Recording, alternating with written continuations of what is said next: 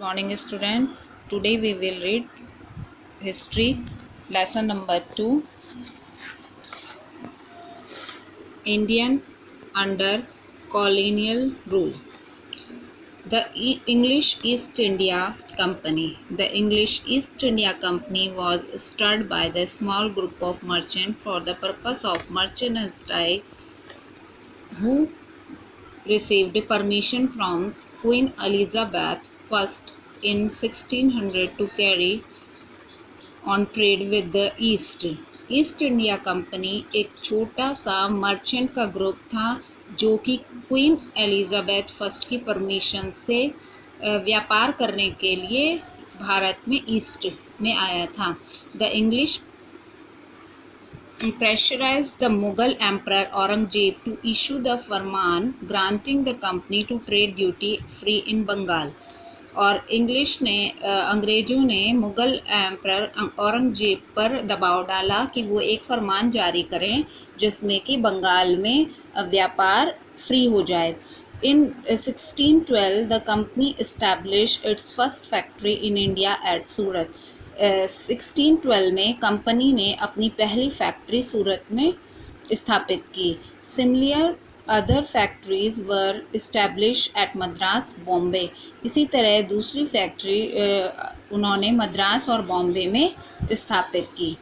Dutch east India company. The Dutch East India Company was set up in 1602 with permission from their government. Dutch East India Company 1602 में setup हुई अपनी government की permission से। They established their settlement in Cochin, Goa, Daman and Diu. और ये इन्होंने settle किया कोचीन, गोवा और दमन और दीव में। However, they were more interested in Indonesia, Iceland despite having a flourishing trade in India। और ये ज़्यादा इंटरेस्टेड थे इंडोनेशिया, आइसलैंड में कि वो अपना व्यापार यहाँ पर भारत में आगे बढ़ा सके। After intermediate wars an agreement with the British they give up most of claim on India and concentrated more on the Indonesian Iceland.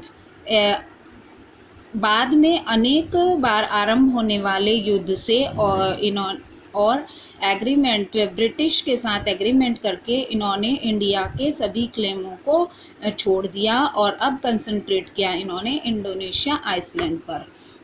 Next है the French east India company. The French trading company was formed in 1664। It established it's factory at Chandler Nagore, Yemen।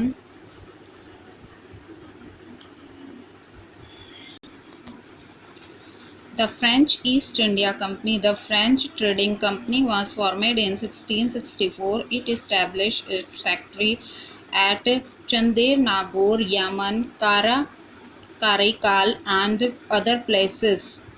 जो east India French company थी वो 1664 में स्थापित हुई और ये इन्होंने अदर फैक्ट्रीज इस्टेब्लिश की चंदर नागौर, यमन, काराईकाल और अनेक जगहों पर। Unlike the east India company was largely controlled by the French government. East India company जो थी वो बड़े ही पैमाने पर फ्रेंच गवर्नमेंट के कंट्रोल में थी and was heavenly depend on it the financial and military support. और उन्हें वो बहुत अधिक डिपेंड थी उन पर फाइनेंशियल और मिलिट्री सपोर्ट के लिए। Trade rivalry. There were several trading companies for Portugal, Holland, Britain, France and Denmark competing Indian groups। यहाँ पर बहुत सी ट्रेडिंग कंपनियाँ जो कि पुर्तगाल, हॉलैंड, ब्रिटेन, फ्रांस और डेनमार्क से आई थी वो इंडियन सामान के लिए कंपटीशन में थी। This led to intense rivalry among them. और इनके बीच में आपस में बहुत ज़्यादा ही विरोध था। The motive of all these companies was to earn the maximum profit by buying goods at the low price in India and selling them at high price in Europe। इनमें आपस में जो विरोध था वो इसलिए इनका मेन मोटिव था कि हम कम से कम पैसों में इंडिया से माल खरीदें और अधिक से अधिक दामों में उसे यूरोप में सेल करें। This big company built up their own armies and did not hesitate in using force to achieve their goal. इन बड़ी बड़ी कंपनियों ने अपनी आर्मी बनाई और बिल्कुल भी हेजिटेशन नहीं करी अपने आर्मी को यूज़ करने के लिए, फोर्स को यूज़ करने के लिए, अपने लक्ष्य को पाने के लिए। Carnatic wars, the presence of two traditional rival and a clash of trade interest between the two led to a series of war. These war are known as Carnatic war. यहाँ पर जो है कि दो ट्रेडिशनल प्रतिद्वंदी और व्यापार आमने सामने थे और इसके उपलक्ष्य में दो वॉर्स हुई जिसे कि कर्नाटिक वॉर कहा जाता है। First Carnatic War. As war broke out in Europe, it spilled over into India. ये यूरोप को तोड़ने के लिए थी और भारत को भी स्पाइल करने के लिए। The British settlement of Madras, which was in the province of Carnatic, was captured by the French. British settlement में मद्रास जो था के जो प्रांत थे कर्नाटिक, उसे फ्रांस ने कैप्चर कर लिया। The British turn attack Pondicherry, और ब्रिटिश ने दोबारा जो था पौंडीचेरी पे अटैक कर दिया। As the war ended in Europe, Madras was restore to the British, और इसके वार के एंड में हुआ कि यूरोप ने मद्रास को रिस्टोर कर लिया ब्रिटिश ने। Second Carnatic war, when a peace treaty was signed in 1748 in Europe. अब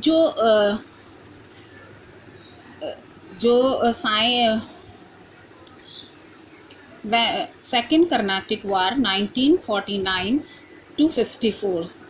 Second, when a peace treaty was signed in 1748 in Europe, जब एक शांत संधि हुई यूरोप में 1948 में, peace also prevailed between the France and the British trading companies, जो कि फ्रांस और ब्रिटिश कंपनियों के बीच में थी। But this peace lasted only for a short time, पर ये जो संधि थी कुछ ही समय के लिए चली। The Nawab of Karnataka was killed by the French, जो नवाब कर्नाटिक नवाब थे वो फ्रांसीसियों के द्वारा मारे गए। The Nizam of Hyderabad too died at the same time, और हैदराबाद के जो निज़ाम थे वो भी इसी समय उनकी डेथ हो गई। Now both the British and the French wanted to wield influence in these two states, so they wish to place their favorite on the throne। और दोनों ही ब्रिटिश और फ्रांस ये चाहते थे कि यहाँ पर एक परिवर्तन होना चाहिए दोनों स्टेट में, इसलिए उनकी इच्छा थी कि उनके फेवरेट ही उस शासन पर बैठे। The third Carnatic war, peace between the British and the French was however temporary, जो उन दोनों के बीच में शांति होती थी ब्रिटिश और फ्रेंच में, वो टेम्परेरी होती थी। Another was broke out in 1756, और 1756 में वो टूट गई। In this war, the French force led by Count de Lally were decisively defeated, और उसके बाद एक वॉर हुई, उसमें फ्रांस फोर्स का जो नेतृत्व था वो काउंट डी लैली ने किया, जो कि हार गए। A peace treaty was signed in 1763, उसके बाद फिर एक संधि की गई 1763 में। The French factory could now serve only the centre of trade, और फ्रेंच फैक्ट्री थी वो अब केवल व्यापार का ही केंद्र रह गई।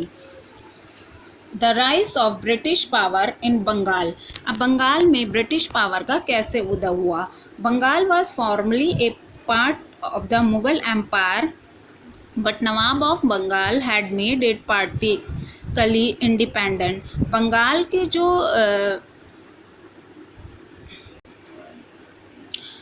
Bengal was formerly a part of Mughal Empire, but Nawab of Bengal had made it particularly independent. Bengal जो था वो मुग़ल एम्पायर का एक पार्ट ही बन गया था, परंतु जो नवाब थे बंगाल के वो इसे पार्टिकुलरली इंडिपेंडेंट बनाना चाहते थे. The British and the French both their settlement in Bengal and were need to increase their trade there. British और फ्रेंच दोनों ही ये चाहते थे कि बंगाल में उनका व्यापार और अधिक बढ़े. The British company secured a farman from Aurangzeb which granted to company the right to trade duty free.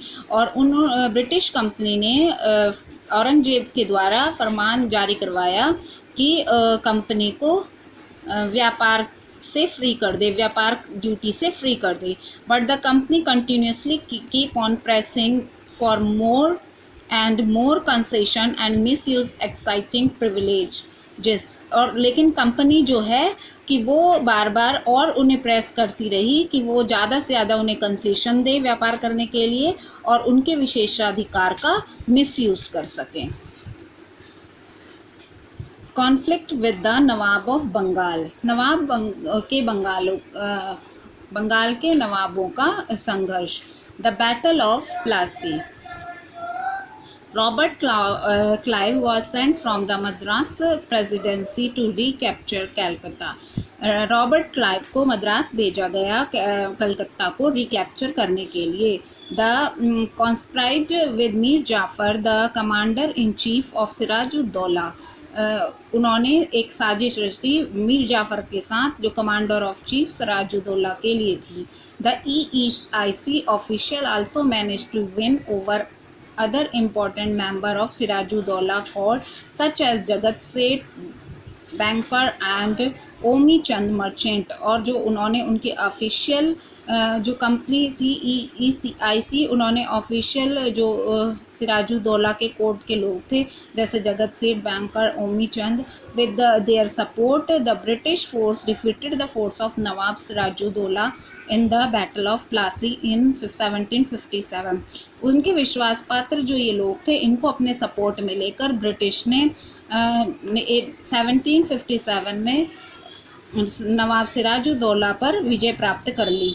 With this victory the EEIC become a real power in Bengal. और इसी विजय के साथ EEIC कंपनी जो थी वो वास्तविक अपनी पावर में आ गई थी बंगाल में. In assurance with the puppet nawab of Bengal. और जो अब जो नवाब थे बंगाल के वो उनके हाथ की कठपुतली बन चुके थे. Battle of Buxar. Mir Qasim was defeated in the series of battle. Mir Qasim जो थे वो इसी बैटल की सीरीज में हार गए थे. ही fled to Awadh and formed an alliance with Sirajuddaulah and the Nawab of Awadh and Shah Alam II, the Mughal Emperor. और वो भाग गए थे अवध और उन्होंने वहाँ पर एक संधि करी सिराजुद्दौला और नवाब ऑफ अवध शाह आलम जो मुग़ल अम्परर थे उनके साथ. The army of these three rulers meet the British force at Buxar on 22 October 1764. इन तीनों राजाओं की जो आर्मी थी वो ब्रिटिश फोर्स से बक्सर में 22 अक्टूबर 1764 में उन्होंने युद्ध किया. The Indian army was defeated. Indian army उसमें हार गई. A treaty was signed at Allahabad by which the British was given the Diwani right to collect revenue of Bengal, Bihar and Orissa. इसके बाद एक संधि साइन की गई जिसमें कि इलाहाबाद के द्वारा ब्रिटिश जो थे वो अपनी दीवानी कलेक्ट करने राजस्व को कलेक्ट करने के लिए उन्होंने दीवान स्थापित किए जो कि बंगाल, बिहार और उड़ीसा से राजस्व कलेक्ट कर सकें. Sirajuddaula was forced to hand over the district of Allahabad and Kora to the district. Sirajuddaula जो थे उन्हें हैंड ओवर कर दिया district Allahabad. In addition he had to pay 50 lakh rupees as war damage. और उसी के साथ साथ उन्हें 50 लाख रुपीज़ वार डैमेज के लिए भी पे करने पड़े. Mir Qasim was disposed of and Mir Jafar was reinstated as the Nawab of Bengal, और मीर कासिम को डिस्पोज कर दिया गया और मीर जाफ़र को दोबारा बंगाल का नवाब बहाल कर दिया गया। The battle of Buxar was device battle in Indian history. Battle of Buxar जो थी वो इंडियन हिस्ट्री की एक बहुत बड़ी बैटल थी। Dual government in Bengal, the company had full control over revenue collection. जो कंपनी थी वो बंगाल में पूरा राजस्व कलेक्शन के पर उसने अपना कंट्रोल कर लिया था, और मिलिट्री और लॉ पर भी। Thus began the system of dual government. जब ड्यूअल गवर्नमेंट शुरू हुआ, Bengal suffer due to this system and many people were forced to abandon their homes and land. और इसी दबाव के चलते बहुत से लोगों ने वहाँ पे से अपना घर और ज़मीन छोड़ दी। A severe famine struck Bengal in 1970 which worsened the situation. और एक तभी वहाँ पर एक आपदा आई बंगाल में 1770 में, जिससे कि वहाँ की सिचुएशन और ख़राब हो गई। This system of dual government lasted till 1772 when Warren Hastings become the governor of Bengal. उसके बाद ये ड्यूअल सिस्टम लाया गया अंत में 1772 में, जब वॉरेन हेस्टिंग्स बंगाल के गवर्नर बने। He abolished the dual administration and bought Bengal under the direct control of East India Company. उन्होंने ड्यूअल एडमिनिस्ट्रेशन को समाप्त किया और बंगाल को डायरेक्ट ईस्ट इंडिया कंपनी के कंट्रोल में कर दिया। Anglo Mysore war 1767 to 1799. The territorial expansion of Mysore under the rule of Hyder Ali alarmed the company. जब क्षेत्रीय विस्तार, मैसूर का क्षेत्र विस्तार जो था, हैदर अली ने अलार्म किया कंपनी के साथ। The company restored the to direct military confrontation and Hyder Ali saw it was a treat to his political and economic interest. Company ने सहारा लिया कि डायरेक्ट हैदर अली और मिलिट्री का आमना सामना करवाकर और उसे धमकी दी पॉलिटिकल और इकोनॉमिक इंटरेस्ट की। In all 4 wars were fought to crush Mysore in between 1767 to 1799। और जो 4 वॉर हुई, सभी 4 वॉर में जो था मैसूर को लड़ने के लिए क्रश किया गया। The first 2 Anglo Mysore war was fought between the Nawab of Mysore Hyder Ali and Warren Hastings, the governor general of English East India company. जो पहली 2 वॉर थी वो मैसूर के नवाब हैदर अली और वॉरेन हेस्टिंग्स जो कि इस इंग्लिश ईस्ट इंडिया कंपनी के गवर्नर जनरल थे, उनके बीच में हुई। Hyder Ali won the first Mysore war. Hyder Ali ने पहली मैसूर वॉर जीत ली। In this war Hyder Ali was defeated. After these 2 wars, British and Mysore signed a treaty by which the 2 sides were to come and help each other. और बाद की वॉर में जो हैदर अली वो हार गए।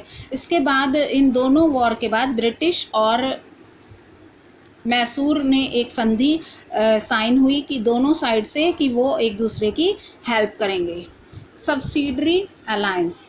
Shortly before the 4th Mysore War, the Governor-General Alliance was aimed to establish the British supremacy in India and to remove all the trace of French influence. 4th Mysore war के बाद गवर्नर जनरल लॉर्ड वाइसली ने introduce किया subsidy alliance. इसमें alliance उन्होंने क्या करा कि British को सुप्रीमेसी दी जाए इंडिया में और फ्रेंच परिवर्तन को रिमूव कर दिया जाए। Anglo Maratha war. The British took advantage of the internal difference among the 5 Maratha chief, the Peshwa, the Gaikwad, the Holkar, the Bhonsles and Scindias, and interfered in their internal affairs leading to 4 Anglo-Maratha wars. British ने advantage लिया कि ये जो 5 Maratha chief थे, पेशवा, गायकवाड़, होलकर, भोसले और Sindhis, इनकी आपस की इंटरनल अफेयर्स के कारण इन चारों को के बीच में वॉर करा गया, जिसे एंग्लो मराठा वॉर कहा गया। At the end of fourth Anglo Maratha war the British defeated the Marathas and completely broke down their power. और लास्ट में क्या हुआ कि इन लोगों ने जो ब्रिटिश थे, इन्होंने मराठास को कम्प्लीटली हरा दिया और उनकी पूरी ताकत को समाप्त कर दिया। Sikh Wars. The first Sikh war 1845-1846 broke out when the Sikh army crossed at the Satluj. The first Sikh war जब सिख आर्मी ने सतलुज क्रॉस किया, the British defeated them and occupied Lahore. British ने उनको हरा दिया और लाहौर को अपने कब्जे में ले लिया। Another treaty was signed which recognise Duleep Singh Ranjit Singh sons as the king and his mother Rani Jiban is the regent who rule in। और एक अलग संधि के अनुसार उन्होंने दुलीप सिंह जो कि रंजीत सिंह के पुत्र थे उनको राजा बनाया और उनकी मदर रानी जो जिंदन थी उनको राज प्रतिनिधि के रूप में स्वीकार किया। In the place of monarch is too young, क्योंकि जो राजा थे उनके जो पुत्र रंजीत सिंह थे वो बहुत छोटे थे। The British did not like her growing power and they excuse her anti British activity. पर ब्रिटिश को उनकी बढ़ती हुई ताकत और एंटी ब्रिटिश एक्टिविटीज़ पसंद नहीं आई। They sent her into exile, और उन्होंने वनवास में भेज दिया। At this, the entire Sikh state rose to protest under the leadership of Mulk Raj। और जो एंटायर सिख स्टेट थे वो सब आगे बढ़े और उन्होंने मुल्क राज की लीडरशिप में शरण ली। द गवर्नर ऑफ मुल्तान, जो कि मुल्तान के गवर्नर थे, the governor general Lord Dalhousie declare war on the Sikh and the second Sikh war broke out. और गवर्नर जनरल जो लॉर्ड डलहौजी थे उन्होंने एक वॉर डिक्लेयर की सिखों के खिलाफ, जो कि सेकेंड सिख वॉर थी। वो स्टार्ट हुई 1848 से 1849 तक। The Sikh war defeated and the British annexed Punjab in 1849। Sikh उसमें हार गए और ब्रिटिश ने संलग्न कर लिया पंजाब को 1849 में अपने साथ। Duleep Singh was imprisoned of the Britain, और दुलीप सिंह को बंदी बनाकर ब्रिटेन ले गए। Okay student, this chapter is completed. Good bye.